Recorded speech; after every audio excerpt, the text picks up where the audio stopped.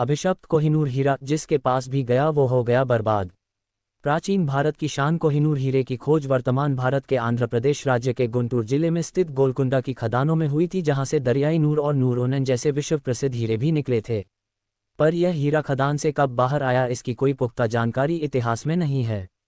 कोहिनूर का अर्थ होता है रोशनी का पहाड़, लेकिन इस हीरे की चमक से कई सल्तनत के राजाओं का सूर्य अस्त हो गया।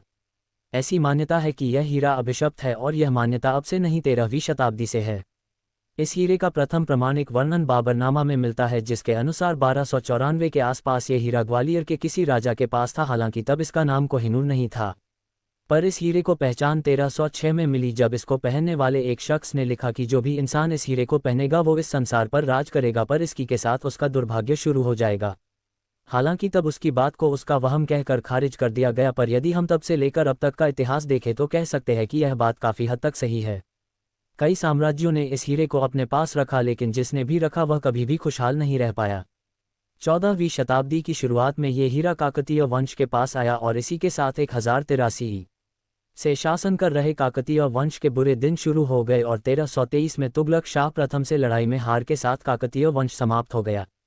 काकतीय साम्राज्य के पतन के पश्चात ये हीरा 1325 से 1351 तक मोहम्मद बिन तुगलक के पास रहा, और 16वीं शताब्दी के मध्य तक ये विभिन्न मुगल सल्तनत के पास रहा, और सभी का अंत इतना बुरा हुआ जिसकी कल्पना भी नहीं की जा सकती थी।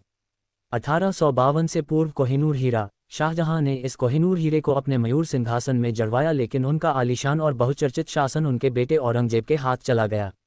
उनकी पसंदीदा पत्नी मुमताज का इंतकाल हो गया, और उनके बेटे ने उन्हें उनके अपने महल में ही नज़रबंद कर दिया। 1739 में फारसी शासक नादिर शाह भारत आया, और उसने मुगल सल्तनत पर आक्रमण कर दिया। इस तरह मुगल सल्तनत का पतन हो गया, और नादिर शाह अपने साथ तख्ते ताउस और कोहिनूर हीरों को पर्शिया ले गया। उसने इस हीरे का नाम कोहिनूर रखा। 1747 में नादिर शाह की हत्या हो गई, और कोहिनूर हीरा अफगानिस्तान शाहनशाह अहमद शाह दुर्रानी के पास पहुंच गया, और उनकी मौत के बाद उनके वंशज शाह शुजा दुर्रानी के पास पहुंचा। पर कुछ समय बाद शाह ने शाह शुजा को अपदस्थ कर दिया। 1813 में अफगानिस्तान के अपदस्थ शाहनशाह शाह शुजा कोहिनूर हीरे के साथ भागकर लाहौर पहुंचा। उसने कोहिनूर हीरे को पंजाब के राजा रंजीत सिंह को दिया, एवं इसके एवज में राजा रंजीत सिंह ने शाह शुजा को अफगानिस्तान का राज सिंहासन वापस दिलवाया। इस प्रकार कोहिनूर हीरा वापस भारत आया। 1852 के बाद कोहिनूर हीरा, लेकिन कहानी यही खत्म नहीं होती है। कोहिनूर हीरा आने कुछ सालों बाद महाराजा रंजीत सिंह की मृत्यु हो जाती है, और अंग्रेज सिख साम्राज्य को अपने अधीन कर लेते हैं। इसी के साथ यह हीरा ब्रिटिश साम्राज्य का हिस्सा हो जाता है। कोहिनूर हीरे को ब्रिटेन ले जाकर महारानी विक्टोरिया को सौंप दिया जाता है, तथा उसके शापित होने की बात बताई जाती है। महारानी के बात समझ में आती है, और वो हीरे को ताज में जड़वा के 1852 में स्वयं पहनती है, तथा यह वसीयत करती है कि इस ताज को सदैव महिला ही पहनेगी।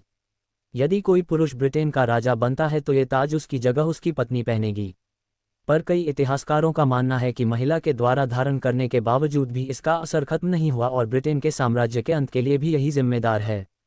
ब्रिटेन 1850 तक आधे विश्व पर राज कर रहा था, पर इसके बाद उसके अधीनस्थ देश एक एक करके स्वतंत्र हो गए। 793 कैरेट का था कोहिनूर। कहा जाता है कि खदान से निकला हीरा 793 कैरेट का था। अलबत्ता 1852 से पहले तक यह 186 कैरेट का था।